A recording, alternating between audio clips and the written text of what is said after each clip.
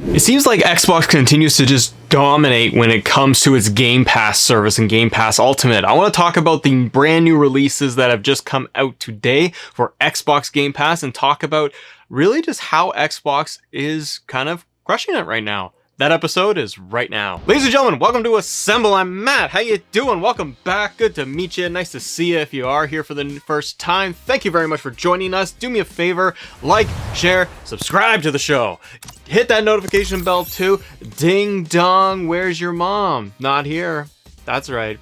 I said it. I want to talk about Game Pass, and I'm very, very excited because if you've joined me online today on the Twitter in the past few days anyways, I have been looking at all of the news coming out, and out of nowhere, it feels like, we get 4 new titles that are coming to Game Pass right now. And a lot of them, some of them I have, and some of them I'm just excited and kind of blown away really that Xbox is taking it up a notch and going this far into kind of giving even more value to its players and to its fans, and just continuing to kind of dominate when it comes to this service that they are offering. So the 4 games that are out right now for Game Pass are going to be Madden NFL 21, NBA 2K21, Star Wars Rogue Squadrons, and Football Manager 2021. Those are 4 heavy hitting titles, guys, that are not that old. And what's funny for me is that I actually picked up Madden 21, I think a week or 2 ago. I had an itch to play some football.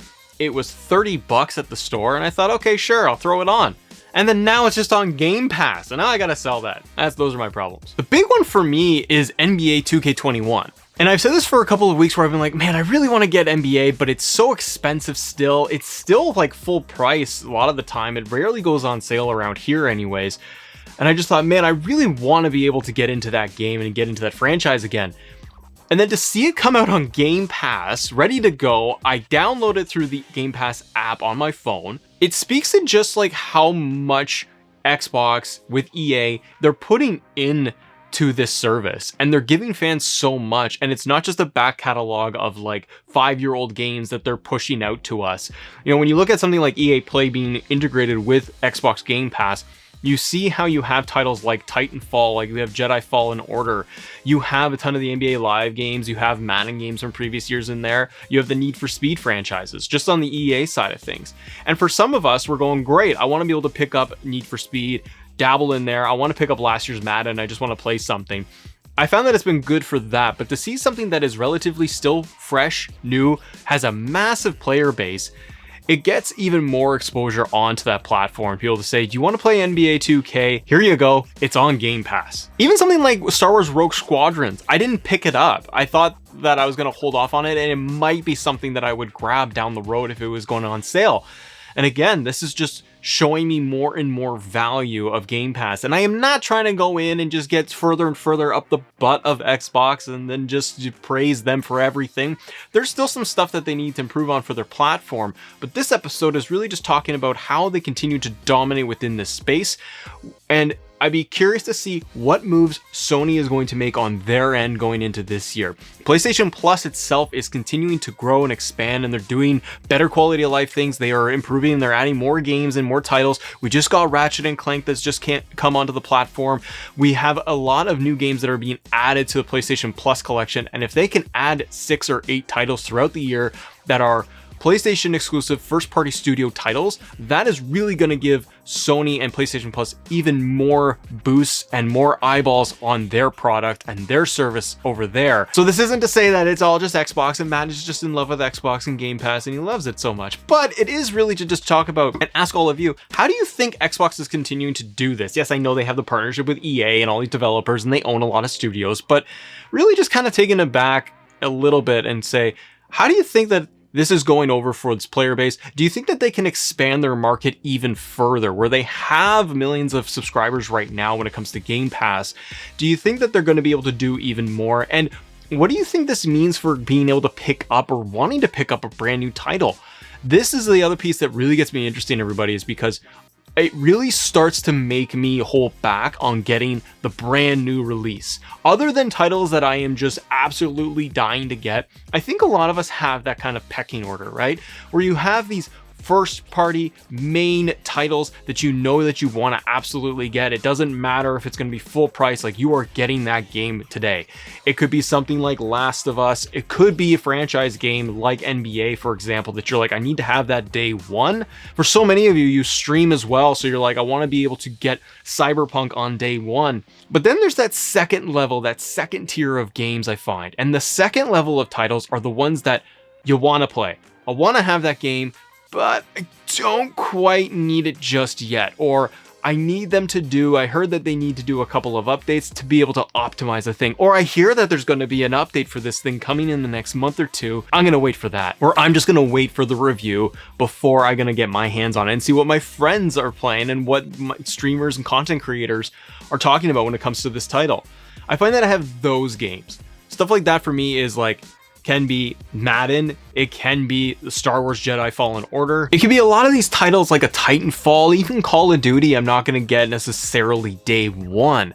There are those games that you're like, yeah, I want it and I just wanna wait a little bit. This is showing me that I as the player, as a Game Pass subscriber, I need to hold back and I kind of need to wait a little bit, and it's enticing me to just hold on to my dollars a little bit longer and to be able to really look at my collection now and see how much bigger it is. And I get to go today and start playing NBA, which I haven't been able to do in like really 2-3 years because I haven't been able to really wanted to jump in. NBA 2K has had some problems in the past with its system and I wanted to hold off to see everything get improved. But this is just a no-brainer, and I think it just brings more players into the ecosystem and allows Xbox to continue to grow its library down the road. On top of that, we also get the added bonus of first-party titles coming over to Game Pass day and date. So when you have these other titles, these EA titles, for example, baked in there, now you're also going to couple it with the future titles like, say, Halo, and Halo Infinite is going to be coming out in presumably the fall, maybe. You're getting this massive library. The only downside I see right now is that I got to get more storage. And storage, that expandable storage piece,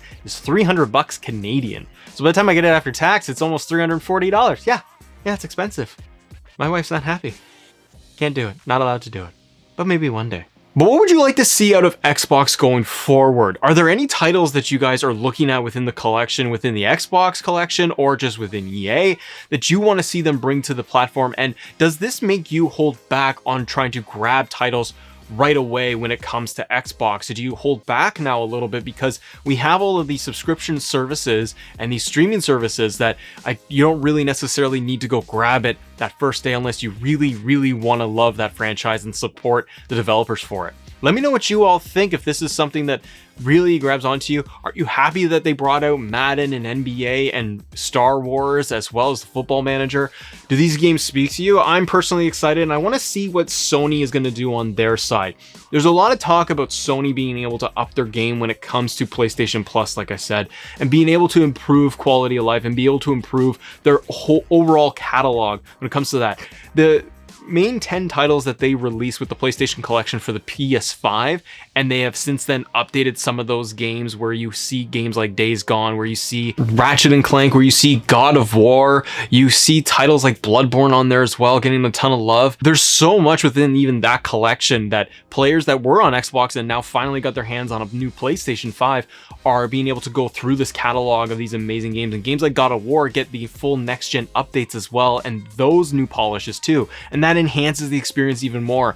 I wonder if we're going to see more of that, and if it's going to start to become a big bidding for everyone's time on their actual respective subscription services and really doubling down on that. We know Xbox is doing that, but I really want to see what Sony's going to do on their side. What games do you guys want to see on either PlayStation Collection, PS Plus, or on Game Pass? Let me know in the comments below. Ladies and gentlemen, thank you so much for watching this episode of Assemble. I am Matt. I'm very excited. I'm going to go play NBA 2K21 right now, and hopefully everything works, and I am going to totally get my ass handed to me because Matt is not that good at the basketball. But I'm going to try anyways. Thank you guys so much for watching. As always, thank you for assembling with us. See ya.